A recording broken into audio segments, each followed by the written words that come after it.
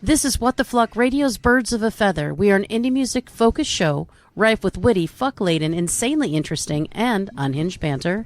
Our thematic submissions will confuse, infuse, and delight you, while our fascinating fun features fluster, flummox, fulfill, and thrill you.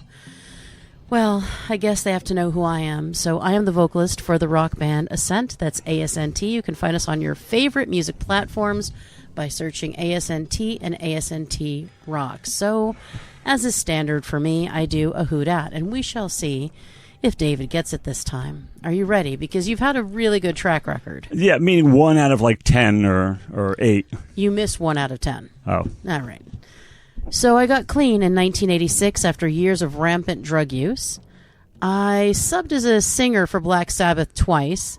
Little Richard, Janis Joplin, and Robert Plant are early inspirations to me. Or were my early inspirations. However you want to say it. My band opened for Kiss, and I maintain great admiration for Gene Simmons.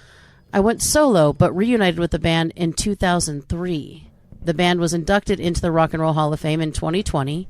I have collaborated with Five Finger Death Punch, In This Moment, Baby Metal, Foo Fighters, Trent Reznor, among others. I'd like Johnny Depp or Timothée Chalamet to play me in a movie if one was ever made about my life. Upon learning of the death of Ozzy, I curled up in a ball and bawled for hours. I've been in the biz for 56 years and don't plan to stop. I have very, very little doubt that I don't know this one. Oh, excellent. There are too many indicators there. Really? Yeah. For some reason. Shit. And this is an artist I like, of course, whose solo work I don't know at all, and only a handful of the actual band's albums, but I have huge admiration for Mr. Rob Halford. Wow. It could only be. There's just too much there, you know. He left the band, he went back, and Rock and Roll Hall of Fame, and the whole bit. There's so much I didn't say. You don't even understand how hard it was not to say the obvious. I was fixated on him at like the second sentence, and then I thought, okay, I'm going to wait and see if it gets disqualified, and it never did. It was like it had to be Halford. So hell yeah, good stuff. Hell yeah, Judas Priest frontman, amazing singer, amazing frontman. I mean, you know, badass. if you think you'd sit around as the world goes by, you're thinking like a fool, and it's a case of do or die. I mean, come on, man. We got another thing coming. That's all. Priest rocks, dude. I fucking love it. Absolutely, and his voice and what he did with his voice, and just all around badass. So now that we know who I am, who are you? Me, I'm Professor P. Soup. I'm actually not a brain dead idiot, but I've been playing one on radio for years, and that really has to count for something. I would also add, in addition to that I have such a supple wrist. What? Exactly. That's my reaction every fucking time I hear Pinball Wizard. I'm saying, did he just say supple wrist? That's really creepy. I'm uncomfortable. Anyway, no, impart a little fun fact. As most of you have probably noticed, nothing I say on the show is witty or clever in any way. But if you find yourself thinking so, it is because of the masterful or mistressful application of unwarranted laughter by Christina. What? And it's so well done that I found myself goofing out during the editing process, or as I like to call it, the drudge. It's the force of suggestion at work. She laughs and I'm like, oh, shit, that was funny. It's like, I didn't remember saying anything funny because I didn't. You did. Now, the silver lining of the drudge is that that's my little area of tyranny, my tiny little domain of tyranny, unlike the rest of the thing, which she rules with an iron fist. She's over here like, where is this coming from? What the fuck?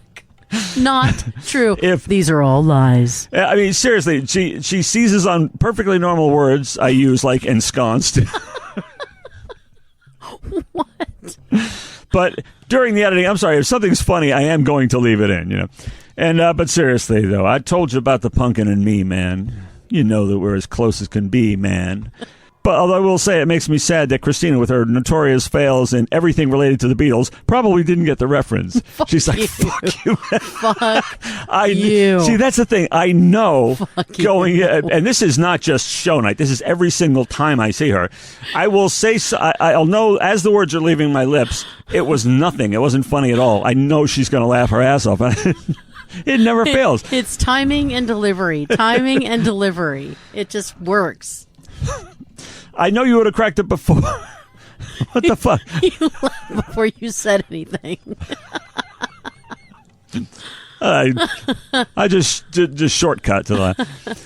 You probably would have laughed before if you were here. I just casually said, I think possibly audibly, that I'm all about something. And I know she would have laughed. It's a wonderful expression, although it's never true.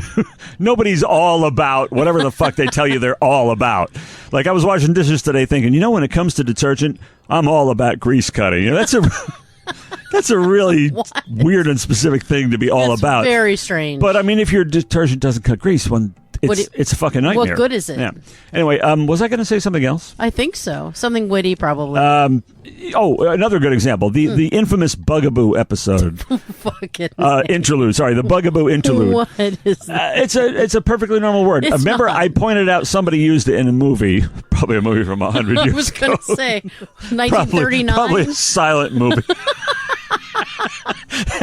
Probably. But the less said about the Bugaboo interlude, the better.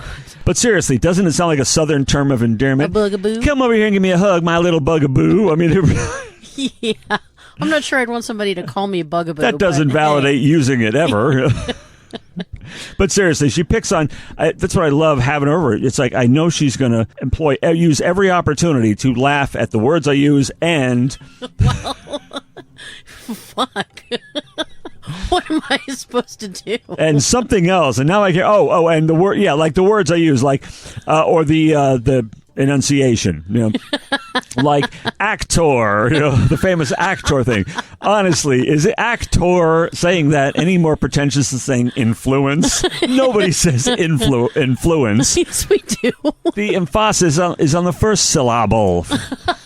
It's influence. Influence, yeah. It's not influence, yes. But you've been saying influence, and I'm saying like that is way too... Influence. That's way too blue blood for me. And I don't mind blue blood either. That's just something that... it's right up there with walking into Mordor. It's something one does not simply do, Fucking Harry Potter. What is it? It's Lord of the Rings. I mean, Lord of the Rings. See, I don't even fucking care. It's weird because I didn't, and then I did, and then I didn't, and then I did again. Oh, wow. Don't you hate when that happens? You are very flaky in that regard. Yeah. We did want to welcome the new viewers. Oh, talk to me. Well, our marketing consultants have put together a concise report about our show's international reach. Oh, excellent. Right? Oh, wow. And basically, members of our flock are ensconced all over the world. Oh. I shall read from it now, the list. Okay, excellent. They're listening in England. Oh. They're listening in France. Ooh. They're listening in their underpants. Oh, gosh. They probably are. That was certainly a concise report. And yes. I'm not sure how they know about the underpants part. But I don't want to know. This new generation and their newfangled techie ways. No. God only knows how they get that information. But anyway, new listeners in Myanmar. Oh, I'm honestly Saint Lucia. Oh. We're not going to judge you. We love you guys so much and we appreciate you so much. We're not going to judge you for pronouncing the name of your country wrong. You sure it's not Saint Lucia? Well, we've been to the movies and we know it's actually Santa Lucia. Santa Lucia. Right. But you look at it in print and it says St. Lucia. It's like, it does, what the hell is that? I've never heard of that before. Yeah, Maybe they changed it. Maybe they did. But to me, it'll always be Santa Lucia, but I still believe in Pluto. So. Oh, fuck. Write it, but to thine own self be true. And if you're watching in your underpants, we thank you for feeling comfortable enough with us to do that. Well, and if you're watching at all, we have questions because this is a radio show. So I mean, listen to the radio show in your underpants. Yeah. We could be on our underpants for all you know. I mean, we aren't. That would be really strange. That would be fucking... We're not, though. Never. That's never happened. No, because we are in person. Maybe if I were home, I'd be in my underpants. Well, who would know? Possibly pajamas, because that is the best way. PJs would be the best. It would be. I did an interview once where the interviewee and I were both in our pajamas, and not in the same room. How did you know you were both in your pajamas? Well, we said so. We weren't in the same room or anything, but it was very cozy. Anyway. Oh, my. It sounds really... It was. I thought so.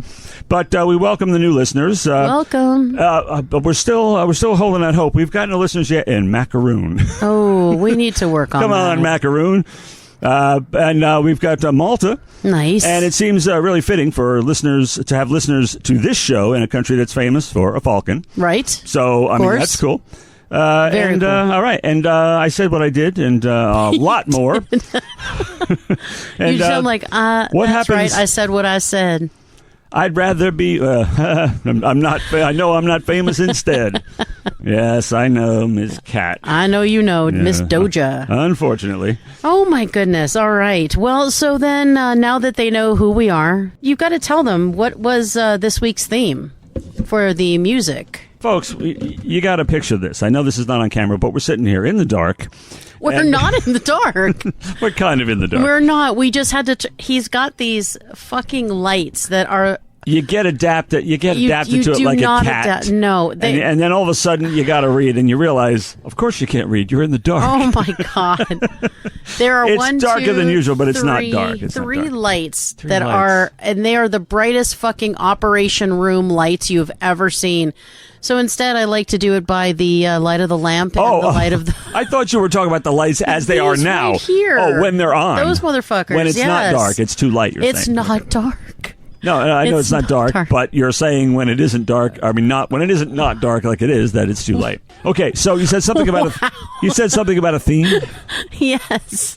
Well, tell the theme. Share. Relate the theme. Relay, yes. Okay, all right. The theme is a doozy, and I love it. I know. Little editorialization there.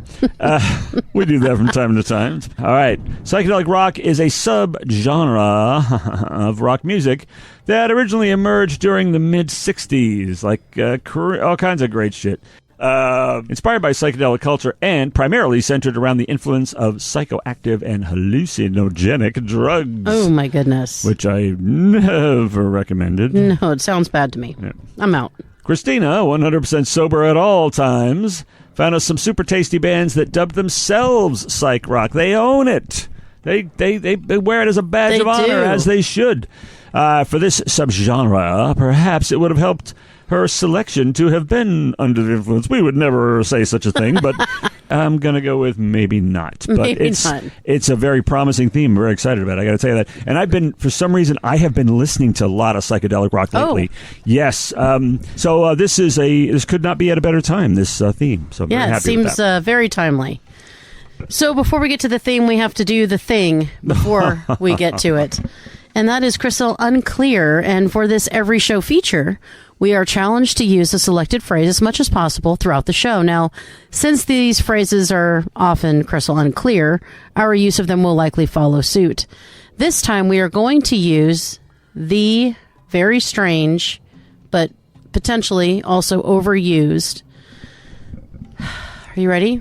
I'm honestly, I'm apprehensive now. I'm almost nervous because I have firmly made a vow to myself that if on this particular feature, that the certain Gen Z slang that you had selected was a certain thing, then I would tender it immediately. My, you know what? I would just have to quit. Okay. Fair. But, well, that would be mid. You'll try to be fair and impartial, but if I say what it is, you're a little bit less likely to use it. So no, I'm not. I'm more likely to use it. You think but I won't use it because it's.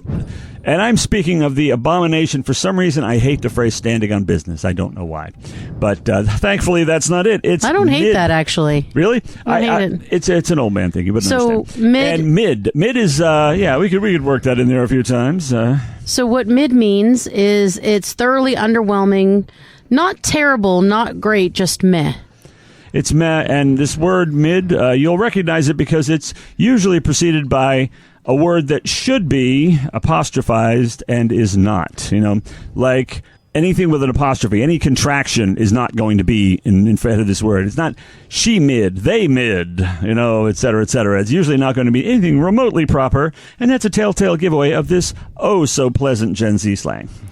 I like the term mid myself. Oh, of course you do. I like it. I'm not Gen Z, but I like it. I don't outright judge people for that. I think it's funny. So I will say that our show is certainly not mid. And I got to say that and this is a big if I were a betting man, I would bet my money on two things. One, the bobtail nag. Everybody knows. She's like, why the He's invoking Camptown races. What just happened? But you got it, though. Doodah. And I'll bet my money on the bobtail nags. Somebody bet on debate. That's, yes, it's actually Camptown races. For some reason, that's what popped into my head. I will always bet on the bobtail nag, and that this show will not be mid because I mean, we're going to do our shit anyway. We're going to do the dumb shit all the time. But Christina is going to pick some fire emoji songs, huh? There is nothing mid about this show. No, Never, couldn't be. ever. Couldn't be. So now that we know, we're going to try to use it. And the first thing that we're going to do is I'm going to do my little moment, which is hell yes or hell no. So we used to do this all the time, and it's been a while. So for this feature, we consider bands, and we determine if we are in or out. This particular version pits two bands against each other. To whom will the spoils go? Well, I'm going to put two bands to the test, and we're probably going to have to whoosh away and listen to a little bit of each. But it's Måneskin versus the Pretty Reckless. All right, so fortunately, we were both familiar with both of those artists, but we did take a moment to listen to a song just to familiarize ourselves, or I guess refamiliarize. And yeah, I'd love to hear from you first, and then I will weigh in. So are you in or out on one or both, and then who wins? Well, it was enlightening to listen to this song again. I did know, like the Pretty Reckless song, for example. I knew that very well. Yeah. Or so I thought. I mean, I was very familiar with it, but it was the part that I don't really care that much for now. Oh, wow. It turns out the bridge, or whatever the hell you want to call it, that appears twice in the song is so good. The rest of it is, to me, I've always thought it was contrived and, kind of monotonous. It's kind of one note. That's just me. It's kind of like the AC/DC sort of thing.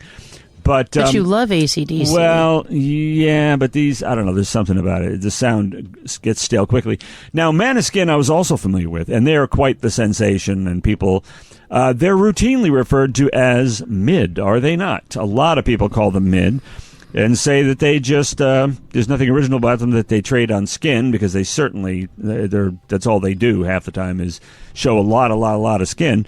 Måneskin, but do they have? Is it compensating? We were talking about this with Madonna last time. Is it compensating for the fact that there's no talent there? Not really. No, they're actually quite good. Their sound appeals to me. It's kind of gritty. It's kind of punky a little bit, punk with funk. Honestly, to sum it up, it's basically a Guy Ritchie movie set to music. I mean, and that's a good thing. It's the most Guy Ritchie shit you ever heard. It'd be playing in one of his movies for sure. As you know, I'm a very big fan of some Italian bands. They've just got it going on for some reason, like Claudio Simonetti's Goblin, although that goes back to the Stone Age. But like Black Mamba, and this is another one, really, really good Italian band. Are they as great as the hype? Well, maybe not, but are they really good and deserve to succeed? Yeah, I think so. So are you out on... I'm on the Måneskin. Sorry, I didn't get around to the conclusion. To get all of that to say this, I'm on the... They're both pretty good, but I'm on the Måneskin side a lot more, so they're better to me. It appeals to me personally. All right. Well, the Pretty Reckless I like in theory. I like her voice. I think I want more structure and cohesion to the songs in a different way than they are currently. I don't dislike them, but I don't love them. And but her voice, I like it, and I like her delivery, and So I mean, I don't dislike them. So I'm kind of in. I'm in for them. And Måneskin, I remember the first time I heard Beggin', I thought, well, not the best vocals, but compelling vocals. Mm-hmm. And great bass and great guitar. And I thought, well, that's pretty cool. And then I heard I Want to Be Your Slave. And I'm like, I can't.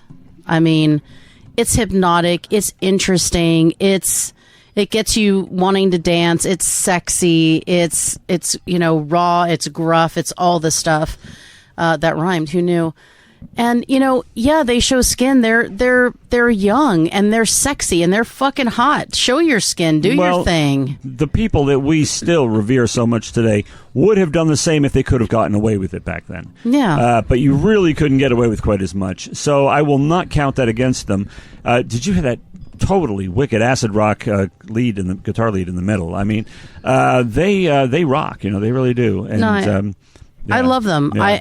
I do. I unabashedly love them, and they have absolutely killed it. I'm just saying they're selling out stadiums kind of thing. I mean, that's next level. They're absolute superstars. So they are. I think they're a lot huger than many people know because they're not familiar with the name. But I mean, it's gotten to the point where you kind of have to be because they're really that big. Or they are. They were a year or two ago. I assume they are now still. They still are, just because they're not putting out music every second. They need a break. I mean, even people in their 20s need a break from relentless touring. I mean, they were really touring like crazy and on every show and doing all the things. And I don't think they're mid at all. No, lean and mean and compelling and great. Yeah. Absolutely. So it sounds like I'm not out for the Pretty Reckless, but as far as this head-to-head battle, Måneskin absolutely wins, and I absolutely love that band. I tried not to, but I can't. I love them. And so say all of us. Yeah. Yes. So now that we've revisited a very, I guess I want to say an OG feature, let's go ahead and talk about a brand new artist to us. And the name of this artist is Claire Morales. Ooh, with a song called YVB. We're puzzled here. We're intrigued. You know. I'm definitely intrigued. And of course, this is psych rock. So let's take a listen and figure out maybe what YVB is.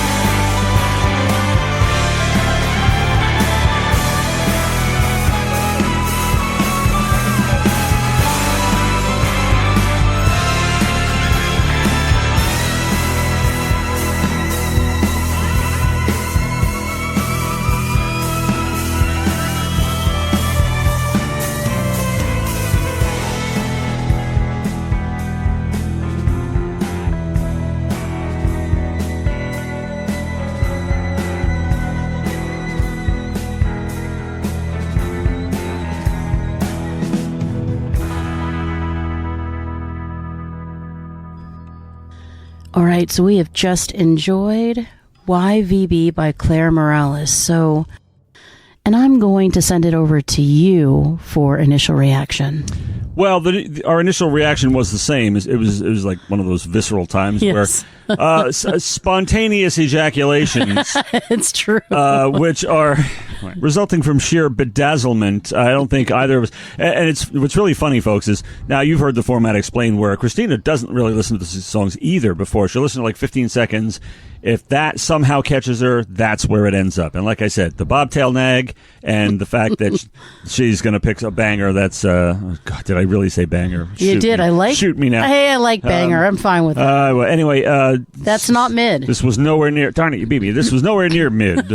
I was trying to hang with the cool kids and say what I was told here, but no, seriously, we were flabbergasted. So she pointed out to me the spot at which she stopped listening, and it was before the vocal came in. Yeah. And it was already like, wow, hell, this is good. This is good. It starts with this incredible moody metal thing, but then it gets heavy, but it gets decidedly trippy after this awesome, cool little moody metal intro. It's like, oh, this could be anything. This could be a Metallica type thing, but no.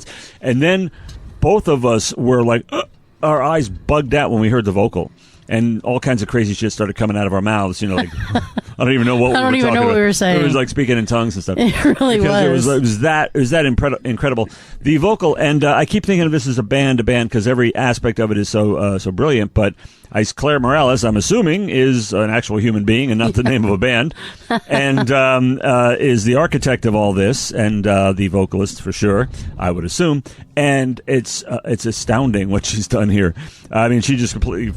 We hear this stuff all the time, and songs from everybody all over the world. This is one of those ones that's like, oh, wait a second, this is like an honorable Hall of Fame type thing. I just really liked. I was just thinking, it's like moody. It's kind of unnerving, and it's tense. And I will just say, that vocal kicked in, and it's a combo of many things. It's playful and gritty and powerful, and there's a little quirk in there, maybe a little nod to here it comes, Kate Bush. Oh, okay. It's a little bushiness in there, but done her own way. A couple of near comparisons came to mind, but I mean, flattering, allusions, basically. Absolutely. Like Annie Lennox. Oh, wow, that's very Annie Lennoxy. Oh, but then there's, like you said, the fun, playful part. Part of it was like, oh, that's like classic Dale Bozio type. I can hear that. And it was really just a joy. But then, as you said, most of it was intense. It was serious.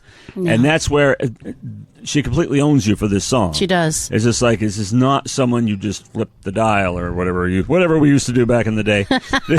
It's not one of those times. Yeah, we were super, super impressed. Now, what the heck does YVB mean? We would certainly like to know. And I want to take a moment to, I don't know if it's all her, if it's a band, but wow, there was a lot of amazing things going on, including strings, maybe a fiddle. Yes. I was living for it. I can't even tell you. I just enjoyed this top to bottom. I was surprised every moment and delighted every moment. Yeah, I mean, the guitar breaks, it really took an acid rock turn. And there was this wind down. There was this musical part where it was so Doorsy. It was like, oh, this is fabulous. It was so great. Claire and whomever is involved, just great stuff. And what I really like that you said about the Doors is that is really the moody, kind of unnerving, unsettling part, is the Doors, when you heard them, their music, it wasn't like it was super all uplifting. Some of it was, but most of it had that melancholic feel, right? There was like a little string of melancholy, and I feel like there was a little string of melancholy in here that really, really resonated with me. But then there were moments of levity, though I'm dying to know what YVB stands for, and I'm sure it's there and indicated. I just did not hear it, but now we can find out. Maybe, yeah, perhaps either she'll share or we'll dig more. Yeah, I mean, you've got time to do a little legwork, don't you? Now, a little more free time. Sure. And, I got to say, you're such a trooper. You're such a trooper to sally forth, to soldier on like this, because your poor throat. I'm sorry, Christina has not been well. What can I do? How can I help? How can I keep her from having to talk so much and continue to ravage her poor throat? I can babble incoherently for very long periods of time. Love it. And since features are coming up, yeah, you can count on that. Heck yeah. I'll do my part. I appreciate that. Yes, I've been trying to get well, but it's one of those that it's a hanger-oner. if you will. So It was very touch and go for a while. It really was bad. I feel better, but my voice is still trying to recover. Anyway, if you want to find Claire, you can do so on Instagram at Claire Morale Music, and that's Clairemorales Music. I cannot wait to dive into more of her discography, if you will. I mean, because wow. Claire, the moment I heard her, I swear, there's about 3 people listening who will actually get the Gilbert O'Sullivan reference there. But well, that's probably true. But for them, it was worth it anyway. But yeah, fantastic. As soon as she came, whoa, got you from the start, wouldn't let you go. That's right. Wonderful. All right, so it is showtime for you. Because I'm sorry. No, hey, you just said that you would. I said something. I said I would do something. You did, and you believed me. I did. Yes. I mean, I couldn't. I'm you must have misunderstood. Here. Oh no! And what is this thing I'm supposed to do? It's a thing. No. You'll figure it out. I trust you. I trust you. I have faith. Okay. So there was this part about the part about you doing things. Wait, yeah. So I can be quiet. But there was some shit. There was some shit. What? Say it aloud, Jim. What? There was some shit. Okay. Excuse me. Well, okay. We're trying to get our shit together here. If we could both start gagging and retching, stop gagging and retching at the same time. That'd be so great. Wouldn't that be amazing? If nobody were coughing or choking for 20 seconds, that'd be so helpful. That would be incredible. What? I don't remember what I said before. Did I even start? No, you're not. You didn't do shit yet. Oh, I remember now. I just thought of it, and it was like, okay, it felt like I did it. Okay. You know how those things get blurred sometimes. I thought of it, and I thought I did it. Yeah, okay. Okay, well, okay. That was good. Retch? You might hear lozenges tonight because apparently neither of us can go for 30 seconds without coughing or retching or choking. Probably not the best night for a show, but here we are. But the content we think is it makes up for it. Yeah. Okay, now, you remember how I said I was just going to babble incoherently for long periods of time to help Christina out, who really needs it, evidently. I'm serious over here. I'm a mess. And, so this is that first feature, and it's like, what the hell are you talking about, dude? It's one of those things. And, of course, it is... All right, perhaps I was marketing the big reveal wrong. I started to say, and of course, there's no of course. They have no way of guessing. There's nothing obvious at all. Of course, it's big list of features. I picked one, and nobody could ever guess what it was. There's no rhyme or reason. But of course, it's. But of course, it's. No, our light went out, and I mean, believe me, it was dark enough in here already. It's dark. It's fucking Stygian in here. The BOAF Studios light went off, so I got to find out what's up to here. Apparently, maybe this charger is defective. I'd hate to think that since it has Christina's name on it, or she invented it or something, whatever the hell it was. I bought it. I bought it. But the name of a program she invented is on there. Yes. Okay, well, apparently... It has been a little while, by the way. It's been like 2.5 hours. Okay, well, but it's too damn dark, so okay. We'll have to solve that problem and be right back. Now, you know, I promised I would prattle a lot. Yes. And suck up a lot of airtime to spare Christina and to speed her recovery.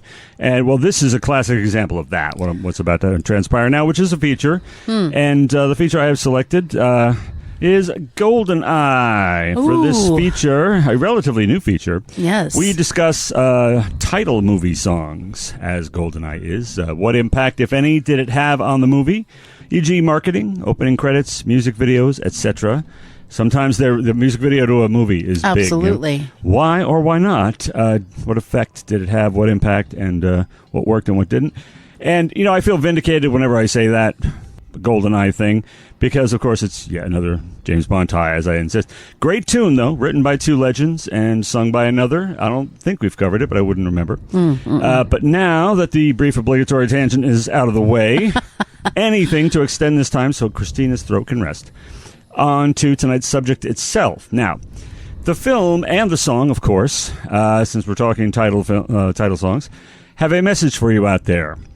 You know who you are. You're working so hard, you're punching your card. You're playing so cool, obeying every rule. Well, you are hereby and thereby reminded that you'll get by if you'll only do what, Pumpkin?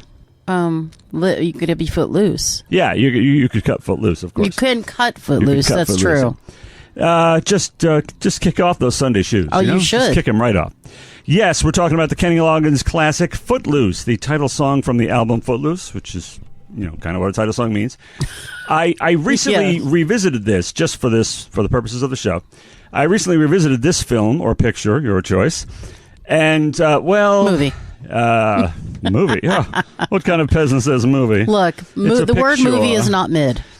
It is kind of mid because if something has actors, then it's a film or picture. Oh God. All right. Oh my! Where's your monocle? I feel like you need a monocle when you say things like that. Damn, that's right. Well, since I wear glasses, I'd have two monocles. That would be fun. Oh, shit.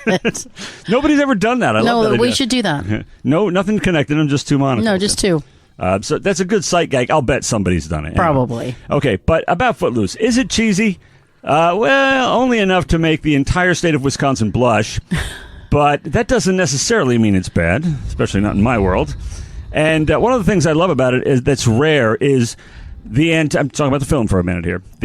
5 minutes, actually. The antagonist, according to the classic story structure, John Lithgow's character is technically the antagonist, is actually a good man. Usually that inversion would call for the protagonist to be some sort of villain, but that's not the case with Footloose either.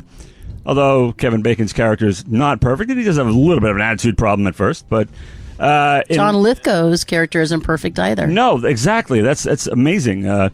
In films and pictures and, get this one, photoplays of this type, that's what they call them in the the disclaimer, the warning thing. This photoplay is fictitious. It's so weird. I love that. Anyway, of this type, in films and pictures and photoplays and movies, if you like that sort of thing, of this type, we most often see the killjoy characters or crusaders. We see that they're almost invariably utter hypocrites, for one, and whatever supposed advice they're passionately campaigning against, whatever it is, anything from rock and roll to prostitution, whorehouses or whatever, it's something they actually love and sometimes even actively participate in, almost always. But not here, though, nor in real life either. But Lithgow's pastor is a sincere character. He's a sincere man of God. He definitely isn't perfect. But the fact that his buzzkilling was prompted by a very personal tragedy and a longing to spare others from suffering the same, including himself with his only remaining child, his daughter, who's the story's second lead. Now, it's even more understandable with the insights that we, the audience, get, because I'm telling you, when we were kids, we were kind of reckless, a little stupid, but these teens engage in the most outrageously risky behavior, seemingly hell-bent on self-destruction. But what I like is not being a comedy, it avoids the mean-spirited comeuppances that often befall the antagonists in comedies. And we're watching this, and we're thinking, oh, he's about to make an ugly scene here and be a real dick here, but he's not. And, redemption stories are great, but nobody really needs to change that much in Footloose. That's kind of cool about it. And another favorite thing is reconciliation and understanding themes, and this picture certainly delivers a lot of those. But has a great conclusion. Lots of fun seeing Kevin Bacon and Chris Penn dancing, and they're pretty good. And it's a great message. Kids, your parents are not a bunch of old miserable old fogies who want to make sure you don't have any fun. They're actually concerned about you because you're too fucking stupid to keep yourself alive in some instances and do stuff that's beneficial for you. Each side, as it were, ends up with a better understanding of the other side. That's really cool. And without bitterness, because Footloose is all about heart and not spleen. Okay, curmudgeon film critic, I hear you saying all the way from Macaroon they're saying this shit. What about the music? Well, I'm glad you asked. Actually, you didn't ask. The parameters of the feature kind of demanded. That's true. So that lets you off the hook for not asking him. Apart from the title song, which I will get to, I promise, the Footloose... How can you skip the soundtrack? Would that not be an injustice? Yeah. I mean, I'm giving you a break. I mean, you don't have to talk this whole time. So, the Footloose soundtrack boasts no fewer than 6 hit singles, two of which were nominated for the Academy Award for Best Original Song. That's kind of extremely rare. One of them being the title song, Footloose by Kenny Loggins. And the other, Denise Williams, I believe. Let's hear for the boy. I'd completely forgotten since my last viewing that the montage that song plays over is Chris Penn learning how to dance, which is not what you would expect, which makes it really funny. So kudos for that. But it's a fun song. Walk into any 80s club right now and you're going to hear it within 10 minutes, I promise. But the title song, Footloose itself, I would say it rises to the level of an everlasting banger, personally. I agree. And I don't say that. I really love that song. I don't say banger. I think you should. I think you should say it more. I don't think any lesser designation would suffice for Footloose. I agree. If you don't start to boogie when this jam starts playing, as the song says, Jack, you're dead. Because, and if you do cut loose, Footloose, to this tune and tear up the dance floor in the fashion that it truly deserves, then I believe you have undergone and hopefully survived a hospital-worthy test of your cardiovascular health. Oh, God.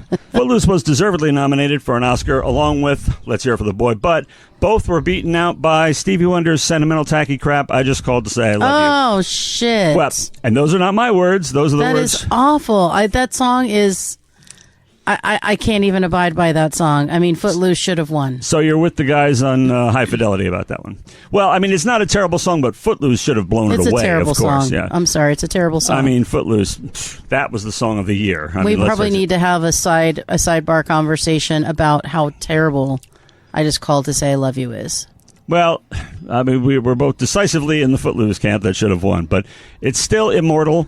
I was going to say it's not me, it's the guys in High Fidelity said it, but Christina came in and said it even more passionately.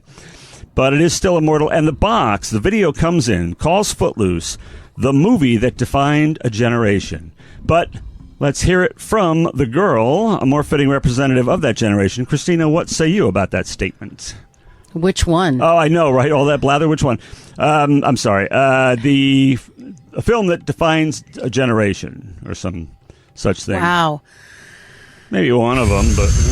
I think it's definitely one of them, but I mean, when I think of those kinds of things, I think Breakfast Club, Pretty in Pink, 16 Candles, I'm thinking Say Anything. There's a million other, Ferris Bueller's Day Off. There's so many that probably rise to that naming convention, if you will. Yeah. Much more organically than this one does. It may be a stretch, but I do think it was very... I don't know that it was as impactful to me as other movies, but I thought it was fun. To me, there was a lot of when I was younger and I was watching this, there was a lot of flatlining for me in it. There was too much, talking to the family he's staying with, having a chat with his mom, where you're seeing the clergymen, if you will, going out and talking in the neighborhood. I'm like, I didn't need all that. Let's just get to the point. So to me, there felt like a lot of fluff in it, and I didn't need all the fluff. I just wanted to see him have the discussions with his daughter, them hash it out, them move forward together, the learning, the end.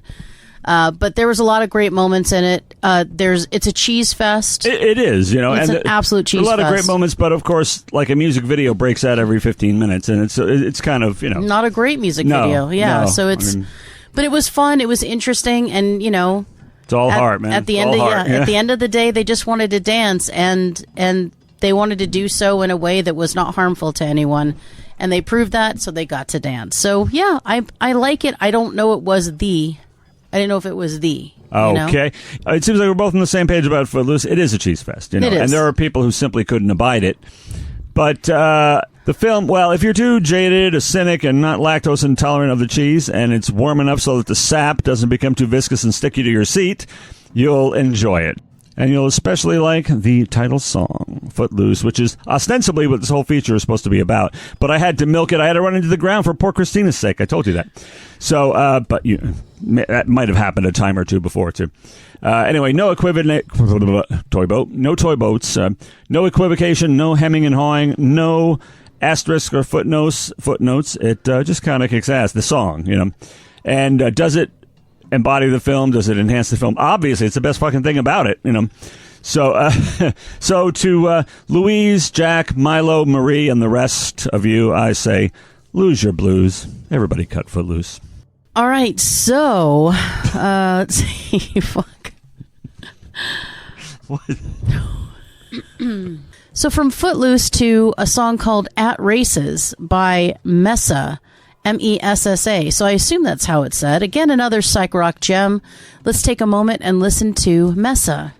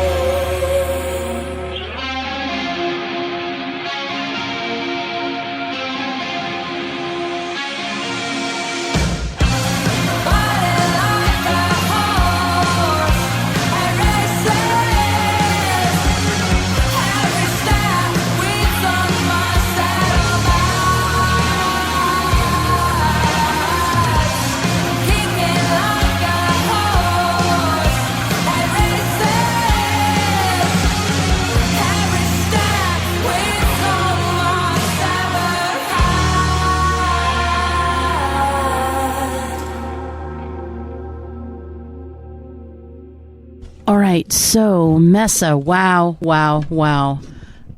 I have 8 million things to say about this, and it's going to be all over the place. I don't know. Driving and insistence were the two things that came to mind, and I loved it. That's why I picked it, but I never got to the vocals. So it's again, never got to the vocals, and I was so happy and so surprised by how great they were.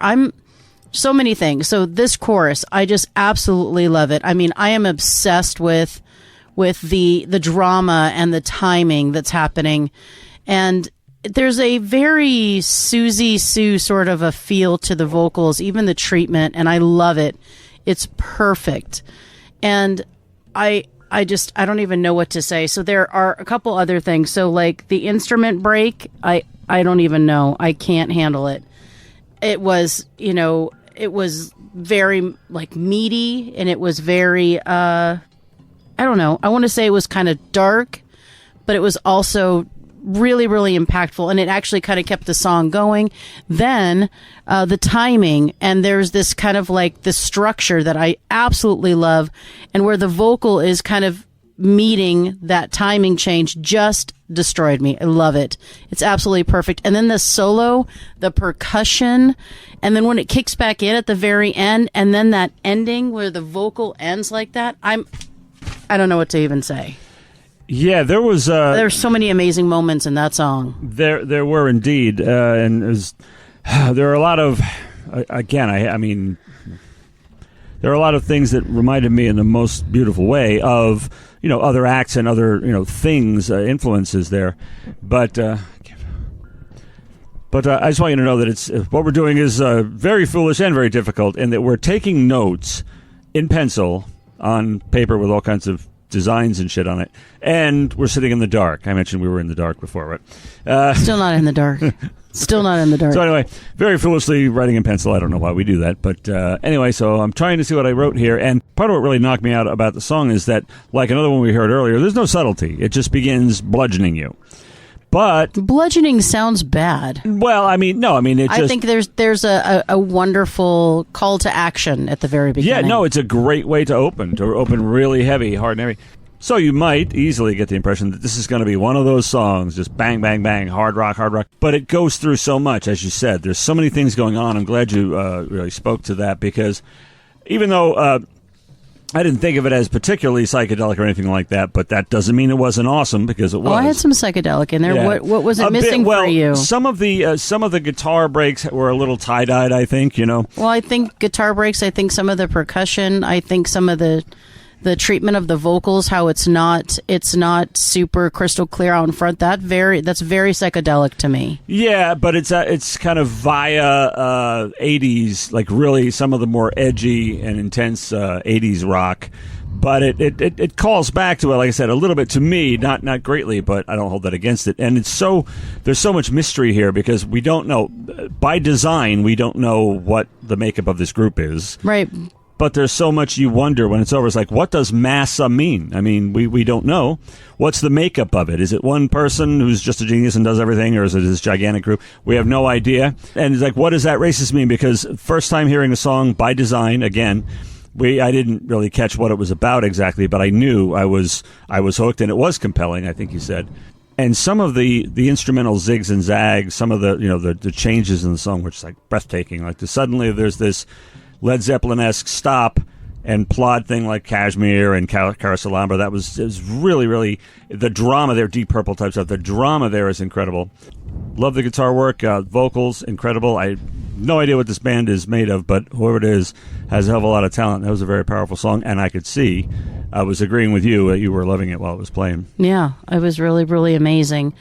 So, if you want to hear more from Mesa, then you can find them on Instagram at MESSA_band. That's all for now. We will continue our groovy trip next week.